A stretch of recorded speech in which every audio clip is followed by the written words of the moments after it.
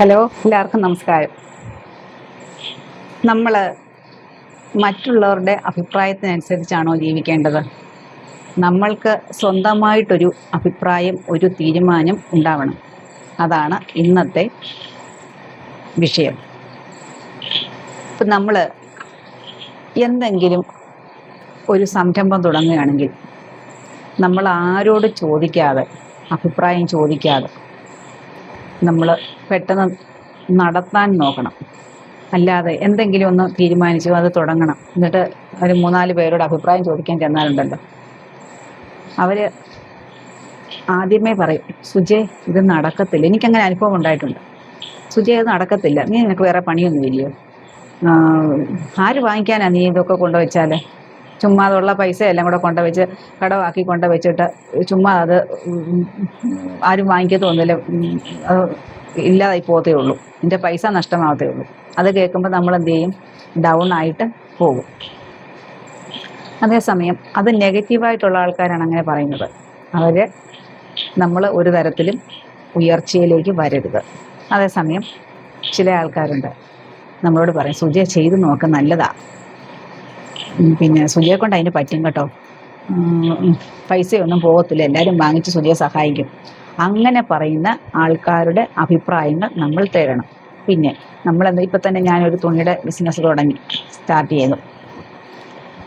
അപ്പം മറ്റുള്ളവർ എന്ത് വിചാരിക്കും എന്ന് കരുതി, അയ്യോ നാണക്കേടാണോ, അങ്ങനെയൊക്കെ കരുതി നമ്മൾ ചെയ്യാതിരുന്നാൽ നമുക്ക് ഈ ജന്മത്ത് ഒന്നും ചെയ്യാൻ പറ്റാതെ വരും. പറയുന്നവർ പറയട്ടെ, അവർ പറയും, അവൾ വേറെ പണിയൊന്നുമില്ല, ഓരോ പണിയും കൊണ്ട് ഇറങ്ങിയിരിക്കുക. അങ്ങനെ ബഹുജനം പലവിധം, അല്ലയോ? അങ്ങനെ അഭിപ്രായങ്ങളൊന്നും ആരോടും അധികം ചോദിക്കാൻ നിന്നത് നടക്കത്തില്ല, ആ സംഭവങ്ങൾ നടക്കത്തില്ല.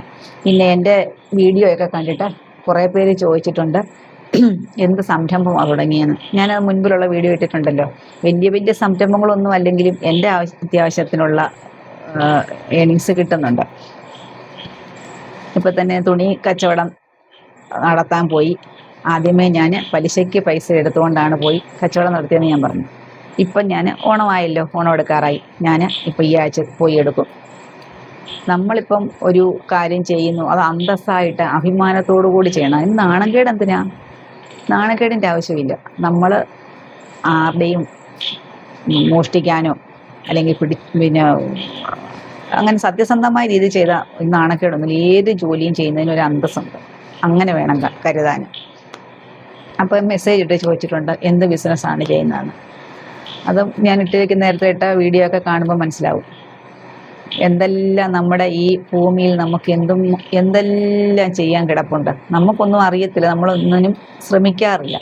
പക്ഷെങ്കിൽ നമ്മൾ ഈ പറഞ്ഞതുപോലെ മെഡിറ്റേഷൻ, യോഗ, ഗ്രാറ്റിറ്റ്യൂഡൊക്കെ പ്രാക്ടീസ് ചെയ്ത് കഴിയുമ്പം നമുക്ക് തന്നെ സ്വയം തോന്നും, എനിക്കിങ്ങനെ ജീവിച്ചാൽ പോരാ, എനിക്ക് എന്തെങ്കിലും ഒരു വരുമാനം വേണം, മറ്റാരെയും ആശ്രയിക്കാതെ ജീവിക്കണം എന്നുള്ളൊരാഗ്രഹം വന്നു കഴിയുമ്പോൾ എങ്ങനെ ആരെന്തു പറഞ്ഞെന്ന് പറഞ്ഞാലും ഞാൻ ജീവിക്കും, എനിക്ക് അന്തസ്സോടെ ജീവിക്കണം, ഇത്രയും കാലം ജീവിച്ചത് പോരാ, ഇനി എനിക്ക് വേണ്ടിയിട്ട് ജീവിക്കണം, അങ്ങനൊരു ചിന്ത നമുക്ക് വന്നു കഴിയുമ്പോൾ നമ്മൾ ഈശ്വരനോട് എന്നും എല്ലാ ദിവസവും പ്രാർത്ഥിക്കണം, ദൈവമേ എനിക്ക് മറ്റുള്ളവരുടെ മുൻപിൽ കൈ നീട്ടാതെ എനിക്ക് സ്വന്തം കാലിൽ നിൽക്കാൻ, എനിക്ക് ആരെയും ആശ്രയിക്കാതെ ജീവിക്കാൻ ഒരു വരുമാന മാർഗം കാട്ടിത്തരണം. എല്ലാ ദിവസവും നിങ്ങളൊന്ന് പ്രാർത്ഥിച്ച് നോക്കി, ഉറപ്പായിട്ടും നമ്മൾ യോഗ, മെഡിറ്റേഷൻ ഇതെല്ലാം ചെയ്യുന്നത് കൂടിയേ കിട്ടത്തുള്ളൂ, അല്ലാതെ അങ്ങനെയൊന്നും കിട്ടത്തില്ല. അപ്പം നമ്മൾ അങ്ങനെ അത് പ്രാക്ടീസ് ചെയ്തിട്ട് എല്ലാ ദിവസവും പ്രാർത്ഥിക്കണം, സ്വന്തം കാലിൽ നിൽക്കാൻ ഒരു വരുമാന മാർഗം ദൈവമേ എനിക്ക് കാണിച്ചു തരണേന്ന് എല്ലാ ദിവസവും പ്രാർത്ഥിച്ച് നോക്കി, ഉറപ്പായിട്ട് ഈശ്വരൻ തരും. അത് പിന്നൊരു കാര്യമുണ്ട്, നമ്മൾ എല്ലാവരുമായിട്ടും ഒരു കണക്ഷനൊക്കെ വേണം. എല്ലാവരുമായിട്ടും സ്നേഹമായിട്ടും നല്ല സഹകരണം ഉണ്ടാവണം. എന്നാലേ നമുക്ക് എന്ത് കാര്യത്തിലും ഒരു വിജയം നേടാൻ കഴിയുകയുള്ളൂ. സത്യം പറഞ്ഞാൽ ഞാൻ ഈ ബിസിനസ് ഇവിടെ ഓരോന്നോരോന്ന് സ്റ്റാർട്ട് ചെയ്ത് കഴിഞ്ഞ് എൻ്റെ കോന്നിക്കാർ, എൻ്റെ നാട്ടുകാർ എല്ലാം എന്നോട് സഹകരിച്ച് എന്നെ സഹായിച്ചതുകൊണ്ടല്ലയോ എനിക്ക് എന്തെങ്കിലുമൊക്കെ ചെയ്യാൻ കഴിഞ്ഞത്. എല്ലാവരും നല്ല രീതിയിൽ എന്നോട്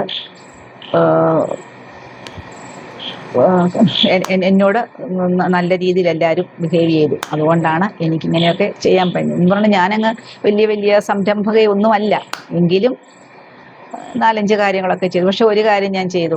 കുറച്ച് നിത്യോപയോഗ സാധനങ്ങളൊക്കെ വാങ്ങിക്കൊണ്ടുവന്ന് അത് കൊടുത്തു. പക്ഷെങ്കിൽ അതത്ര സക്സസ് ആയില്ല. അതുകൊണ്ട് അത് ഞാൻ വേണ്ടാന്ന് വെച്ചു. ഇനിയിപ്പോൾ തുണി എടുത്തുകൊണ്ട് വന്ന നേരത്തെ എന്നോട് വാങ്ങിച്ചവരെല്ലാം വേണമെന്ന് പറഞ്ഞ് ഞാൻ പോയി എടുത്തുകൊണ്ട് വരും. എനിക്ക് നാണംകേടൊന്നുമില്ല. എന്തിനാ നമ്മൾ ആരുടെയും കട്ടും മോഷ്ടിച്ചു ഒന്നും അല്ലല്ലോ കൊണ്ടുപോയി വാങ്ങിക്കുന്നത്. നമ്മൾ അന്തസ്സായിട്ട് തന്നെയാണ് ഓരോ ജോലിയും ചെയ്യുന്നത്. അതിൻ്റേതായ സംതൃപ്തിയുണ്ട് നമുക്ക് സ്വന്തമായിട്ട് ഒരു വരുമാനം ഉണ്ടായി കഴിയുമ്പോൾ അതിൽ നിന്നും ഒരു സംതൃപ്തി എനിക്ക് ലഭിക്കുമല്ലോ. അതൊരു സന്തോഷമാണ്. അപ്പോൾ എല്ലാവരും ഓരോ സംരംഭങ്ങൾ തുടങ്ങാൻ ശ്രമിക്കണം, വെറുതെ വീട്ടിൽ ഇരിക്കാതെ. എന്തെല്ലാം ഉണ്ട് ഈ ഭൂമിയിൽ, നമുക്കറിയാൻ വയ്യാതെ എന്തെല്ലാം കാര്യങ്ങളുണ്ട്. ഇതിലൊന്നും അല്ലെങ്കിൽ ജൈവ പച്ചക്കറി കൃഷി തുടങ്ങിയാലും